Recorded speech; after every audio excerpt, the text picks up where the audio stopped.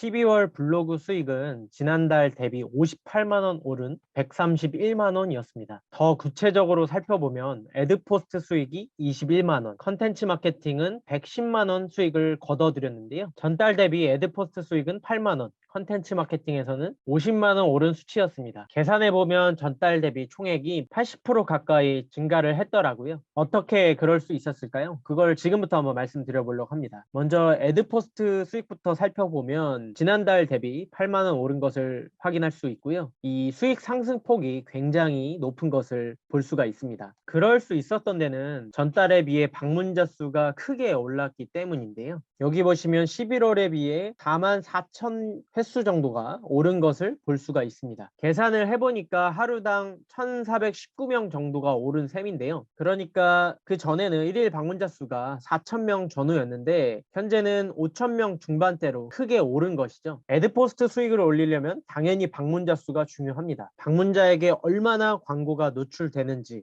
또 그 방문자가 얼마나 클릭하는지, 또 얼마나 구매까지 이어지는지에 따라 광고 단가가 크게 달라지는데요. 아무래도 노출이 많아질수록 클릭과 구매로 이어질 가능성이 더욱 높아지겠죠. 그래서 단순 비례하지 않고 분야에 따라 크게 다르지만 현재 5,000명대에서 월 20만 원 정도의 애드포스트 수익이 나니까 한 6,000명대에서는 월 30만 원 정도, 10,000명이 넘어가면 이제 50만 원 이상의 수익을 거둬들일 수 있다라고 보는데요. 즉 방문자 수를 일단은 올리는 게 1차적으로 중요하다라고 할 수 있습니다. 사실 방문자 수만 높다고 되는 건 아니에요. 컨텐츠 분야에 따라서도 책정된 광고료가 크게 달라지는데요. 그건 유튜브도 마찬가지입니다. 아무래도 시장과 상업성이 큰 분야일수록 단가도 크게 책정이 돼 있겠죠. 그래서 그런 분야로 포스팅하는 것이 애드포스트 수익을 크게 올릴 수 있을 뿐만 아니라 방문자 수도 단기적으로 성장시킬 수가 있습니다. 예를 들어 대중적인 관심이 있는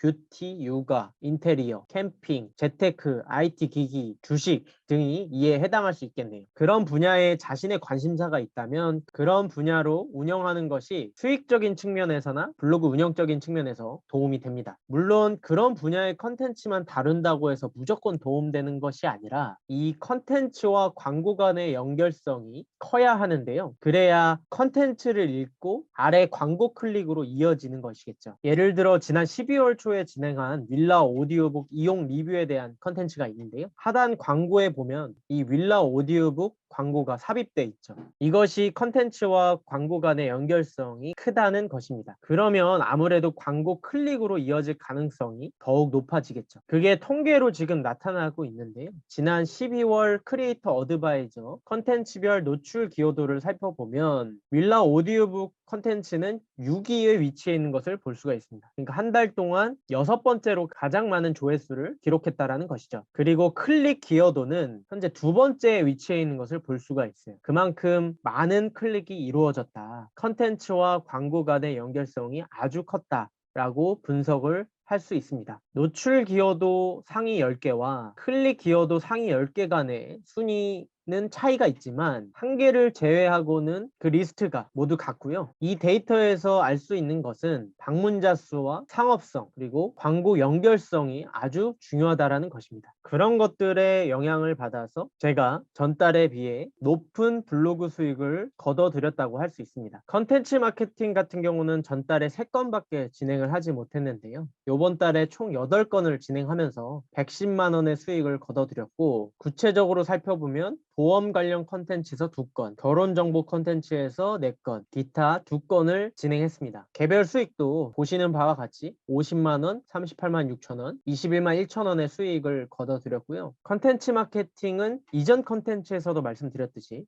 내가 직접 컨텐츠를 작성해서 브랜드를 알리는 방식을 말합니다. 이것을 진행하는 데 있어서 가장 중요한 건 블로그가 망가지지 않도록 조심하는 것이고요. 즉 블로그 저품질을 피해야 한다는 것입니다. 이 부분은 지난 컨텐츠에서 다룬 바 있기 때문에 그 영상을 참고하시면 되겠고요. 컨텐츠 마케팅과 관련해서는 별도의 컨텐츠를 만들어서 여러분들께 정보를 드리도록 하겠습니다. 2022년 새해 목표를 말씀드리면 일단 단기적으로 올 4월까지 블로그 수익만으로 월 200만 원 이상 수익을 거둬들이는 것을 목표로 하고 있습니다. 이번 1월 같은 경우는 지난달보다 상향된 160만 원 이상의 수익을 거둬들이는 것이 목표이고요. 구체적으로 살펴보면 애드포스트 수익이 30만 원 이상, 콘텐츠 마케팅을 10건 진행하여서 130만 원 이상의 수익을 달성하는 것이 목표입니다. 저는 충분히 가능하다고 보고 있고요. 애드포스트 수익이 이 정도 나오려면 1일 방문자 수가 6,500명 이상 정도는 되어야 한다고 보고 있습니다. 그래서 방문자 수를 올리기 위해